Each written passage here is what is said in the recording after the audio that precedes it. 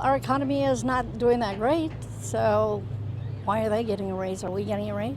It's a raise from nearly a year ago that still bothers Sinajania resident Louise Benner. She's one of several island residents who are speaking out in light of the introduction of 3 bills regarding raises for island leaders. Senator Brant McCready on Friday introduced 2 measures.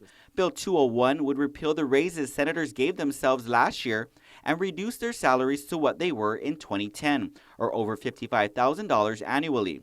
Bill 202, meanwhile, would allow senators who received retroactive salary increases the option to pay it back. But in the Senate, accountability and responsibility starts at home, and that is in the Senate for me. And therefore, we need to repeal our raises and pay back the retro, and now pay back the raises. Also on Friday, Senator Michael San Nicolas introduced Bill 204. The measure would repeal salary increases not just for senators, but all elected and politically appointed officials. The bill would also set senatorial salaries to $55,000, along with the governor to $90,000 and lieutenant governor to $85,000. The mayors, meanwhile, would see their salaries revert before their 60% increase back to $46,000. San Nicolas was unavailable for an interview today, but did tell KUAM, quote, "This last session saw many village projects fail to get the votes because of a lack of funding. Mayoral salary increases are more than enough to pay for these projects. Leadership must put money to work for the community before we are increasing our own," end quote. In regards to raises, he said last week if it's wrong for senators, then it should be wrong for all elected and appointed officials. Senator McCready, however, disagrees, saying he does not believe mayors deserve to be cut. A lot of them have families to support, bills to pay. We've given them a raise, I think, a year and a half ago, and then we're gonna decide now to renege it and take it back. They didn't give themselves a raise, we did.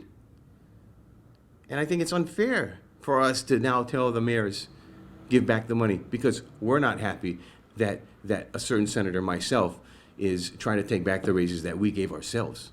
I mean, that's illogical.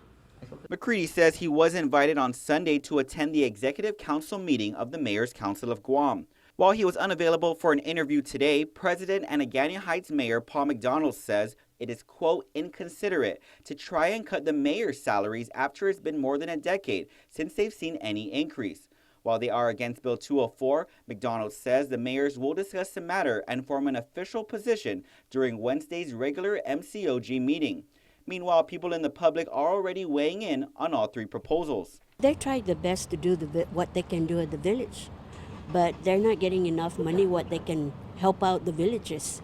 So I think the mayor deserves to get the raise, but not the senators.